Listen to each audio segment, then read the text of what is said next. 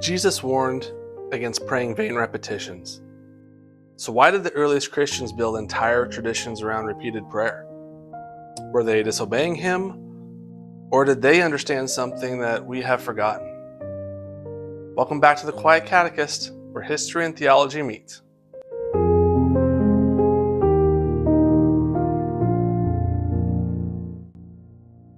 When St. Paul urged Christians to pray without ceasing, he was not speaking poetically.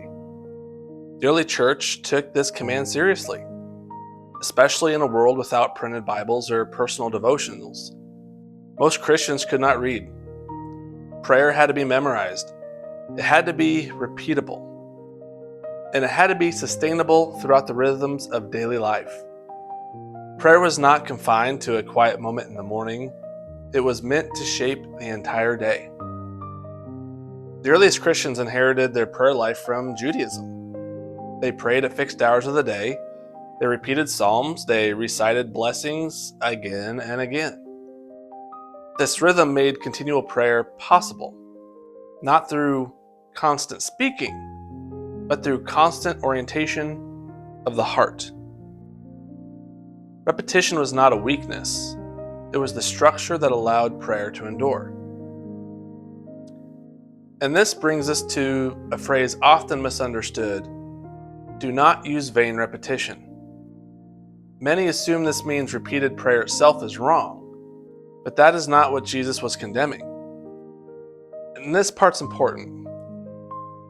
In the pagan world, especially the pagan world of the first century, repetition was often used as a tool.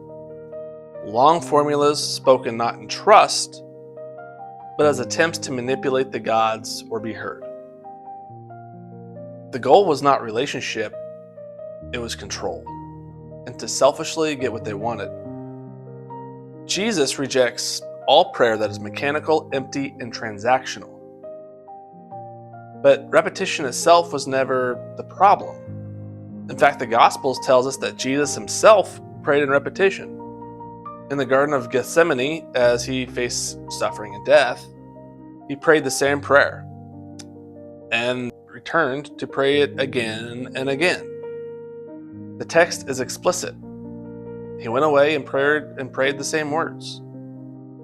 So if repetition itself were sinful, that would make no sense.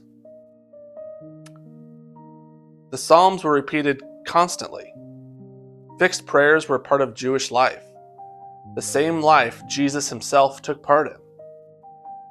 The early church prayed the same words and psalms daily. Repetition becomes vain only when the heart is absent. Now consider something familiar. Many Christians say the same prayer before every meal. Something like, "Come Lord Jesus, be our guest, and let these gifts to us be blessed." Those words can become automatic, spoken without gratitude or awareness. That's just what we do every day, every meal. In that moment, even a good prayer can become vain. But the same words, spoken slowly and sincerely from the heart, become real prayer again. The words didn't change, the heart did. So if repetition was not forbidden, but rightly ordered, how did Christians begin to structure it? As Christianity spread, believers, especially monks, sought practical ways to remain attentive in prayer over long periods of time. In the deserts of Egypt, Palestine, and Syria, Christians attempted to live St. Paul's command quite literally. To help maintain focus, they used simple tools: stones, pebbles, notches in wood, knots tied in rope. These were not magical objects, they were physical anchors for attention and a wandering mind. Counting prayer was never about speed or numbers or how many you could pray. It was all about orientation to God. By the 3rd and 4th centuries, this practice had taken a recognizable form among the desert monks of the Christian East. We have clear evidence of Christians using knotted prayer ropes to count short, repeated prayers. This tradition is most closely associated with the Desert Fathers, men and women who pursued constant prayer as a way of life. The prayer rope, often called a chokti, was traditionally made of knotted wool, each knot marking a single prayer, most often the Jesus prayer. Lord Jesus, Son of God, have mercy on me, a sinner. Its purpose was simple: to unite prayer with breath, to steady attention, to make continual prayer possible during a laboring day. The chokti was not about escaping the world, it was about sanctifying it. Prayer moved from spoken words into the rhythm of the body itself. Hands, breath, and heart working together. In the Christian West, the same biblical command to pray without ceasing produced a different expression. By the 12th century, monks and lay people were using counting methods to pray the Psalms. Since most Christians could not memorize all 150 Psalms, they substituted simple prayers like the Our Father, the Hail Mary, and the Jesus Prayer, and counted them with cords or beads. Over time, these practices gradually developed in what became known as the Rosary.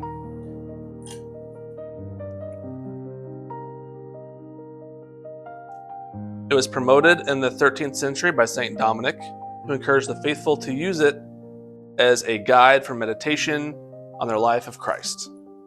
Combining repeated prayers with reflection on biblical events, the Rosary, like the chokti, was not a sudden invention. It emerged slowly. Centuries of practice shaped it into the medieval tool known today.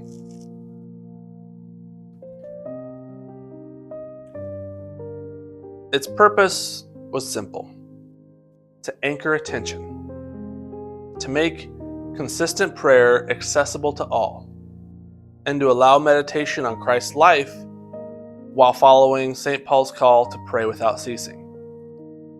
Like the chokti in the East, the Rosary helped believers carry prayer into daily life. It was a tool for forming the heart, not a shortcut to holiness. This is why the early church used prayer aids, not to replace sincerity, but to safeguard it. Prayer beads, knots, ropes, they all helped believers slow down, remain attentive, and carry prayer into their daily life. They were practical answers to a biblical command taken seriously. The early Christians did not repeat prayers because they thought quantity guaranteed results. They repeated prayers so that prayer could remain with them always, so that the heart would always stay orientated toward God in a distracted world. Our modern struggle is not repetition, it's distraction. The prayer rope and the Rosary remind us that prayer is not meant to be rushed or improvised alone, but practiced, formed, and patiently learned. Prayer without ceasing is not about constant petition, it is about constant orientation toward God. This has been the Quiet Catechist, where history and theology meet. Until next time, keep the faith and keep learning.